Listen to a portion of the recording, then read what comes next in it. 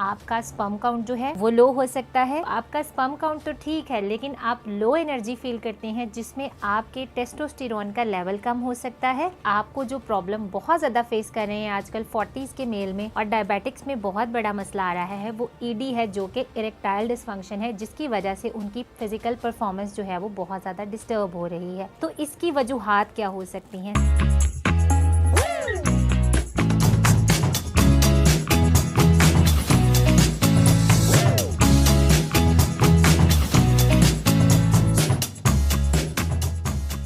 अस्सलाम वालेकुम, मेरा नाम डॉक्टर हफ्सा नज़ीर अहमद है और आप मुझे देख रहे हैं द फिटनेस प्लैनेट पे।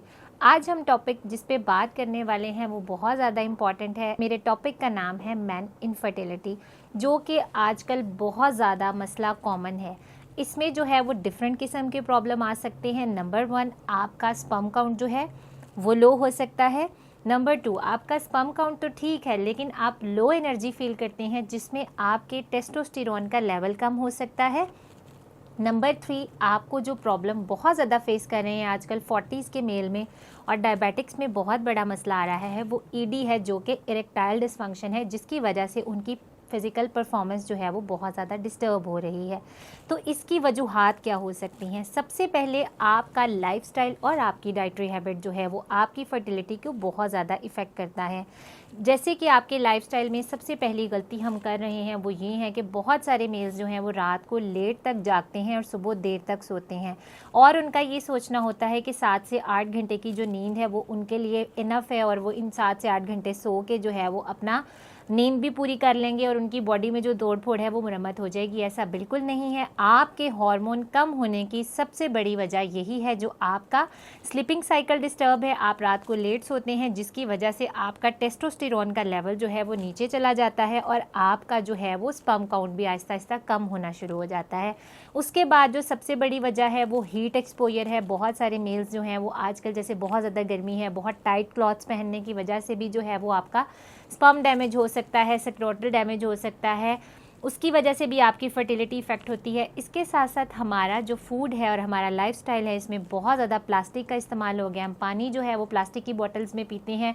प्लास्टिक के जो नैनो पार्टिकल है ये हमारी बॉडी में जाके मेल्स की बॉडी में जीनो एस्ट्रोजन को लेके जाते हैं, जो डायरेक्टली टेस्टोस्टेरोन के लेवल को जो है वो कम करते हैं। इसी तरह बहुत सारे मेल्स जो हैं वो लंच बॉक्स या घर से खाना या डिस्पोजेबल जो है वो लंच बॉक्सेस में लेके जाते हैं और इसको ऐसे ही ओवन में गर्म करते हैं, तो खाने में डायरेक्टली जो है वो प्लास्टिक जाता है। इसमें बहुत सारे फिलेट्स होते हैं जो डायरेक्टली जो है वो स्क्रोटल कैंसर तक के साथ इसको रिपोर्ट किया गया है। तो अब आपने करना क्या है? सबसे पहले अपना लाइफस्टाइल बेहतर करना है। एज अ मेल आपने फ़ौरन से जो है वो अपना स्लीपिंग साइकिल इंप्रूव करना है। सेकंड, आपने कोशिश करना है कि प्लास्टिक बॉटल से और जितना केमिकल है उससे दूर रहना है। इसके साथ साथ जो मसाला जात का इस्तेमाल है हमारी सोसाइटी में बहुत ज़्यादा कॉमन है। आजकल बहुत सारे फ्लेवर इन्हेंसर्स यूज़ किए जाते हैं। डिफरेंट जगह पे डिफरेंट किस्म की जो है वो सॉसेज अवेलेबल होती हैं, हम खाने के साथ खाते हैं, उनमें बहुत सारे कुछ इस तरह के पार्टिकल्स पाए जाते हैं जो डायरेक्टली आपके हार्मोन्स को ख़राब करते हैं। मेल्स में मैंने देखा है कि बहुत ज़्यादा जो है वो एनर्जी ड्रिंक्स का इस्तेमाल कॉमन है। बहुत सारे मर्द जो है वो ये सोचते हैं कि इससे उनकी परफॉर्मेंस बेहतर होगी। टेम्परेरीली वो एनर्जी ड्रिंक्स जो है इसमें कैफ़ीन मौजूद होती है जो आपके हार्मोन को जो है वो बूस्ट करती है और आपको लगता है कि आप बहुत एनर्जेटिक हैं, और इसमें 300 मिलीग्राम तक कैफ़ीन होती है। इसका लॉन्ग टर्म साइड इफ़ेक्ट ये होता है कि ये आपके हार्ट को डैमेज कर सकती है, आपके ब्रेन को डैमेज कर सकती है, आपके टेस्टोस्टेरोन को जो है वो नीचे कर जो है वो उसको लो कर सकती है।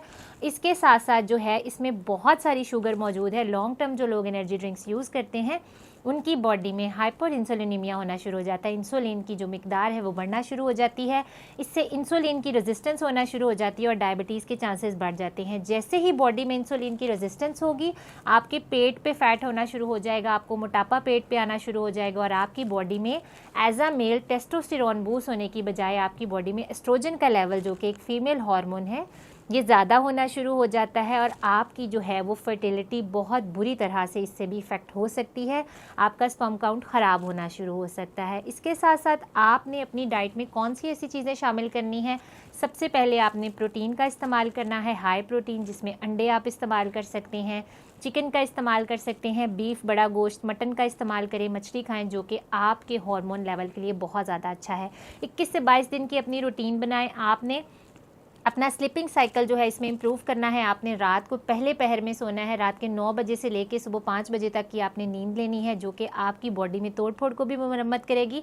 इसके साथ साथ आपके हार्मोन लेवल को भी जो है वो आहिस्ता आहिस्ता इम्प्रूव करना शुरू कर देगी। अपनी डाइट में आपने सारी पैकिंग वाली चीज़ें निकाल देनी है, सारे डिब्बे वाले मसाले निकाल देने हैं। जितना प्रोसेस्ड और अल्ट्रा प्रोसेस्ड फूड है वो सारा का सारा आपने अपनी डाइट से निकाल देना है। नेचुरल डाइट पे फोकस करना है। सुबह से शाम तक फल और सब्जियों का इस्तेमाल ज़्यादा करना है, नट्स का इस्तेमाल ज़्यादा करना है। चने जो भुने हुए हैं नट्स की रिप्लेसमेंट में आप यूज़ कर सकते हैं। इसके साथ साथ आपने जो है वो अपनी डाइट में एक चीज़ का ख्याल रखना है कि आपने जो कार्बोहाइड्रेट्स हैं वो मैक्सिमम दिन में 2 बजे तक खा लेने हैं। इवनिंग में कोशिश करें आप प्रोटीन खाएं। रात को आपने 1 ग्लास मिल्क लाजमी पीना है। इसके साथ 4 सप्लीमेंट्स बहुत ज़्यादा इंपॉर्टेंट है। उसमें हम जिंक की बात करते हैं जो मैन फर्टिलिटी को बूस्ट करता है, विटामिन डी की बात करते हैं जिससे मैन फर्टिलिटी जो है स्पर्म काउंट भी बढ़ता है। इसके साथ साथ आपकी परफॉर्मेंस बेहतर होती है। शिलाजीत जो है इसको आप दूध के साथ इस्तेमाल कर सकते हैं। और इसके जो है इसके अलावा माका रूट एक्सट्रैक्ट का सप्लीमेंट जो है वो बहुत अच्छा है। अगर हम 3 सीड्स की बात करते हैं तो फ्लैक्स सीड जो है इससे आपकी फर्टिलिटी इंप्रूव होती है, स्पर्म काउंट बढ़ता है। आप दोपहर खाने से पहले 1 चम्मच फ्लैक्स सीड लाजमी इस्तेमाल करें। हालो सीड आप खा सकते हैं। आपने 1 पिंच रोज़ाना दूध के साथ रात को इस्तेमाल करना है।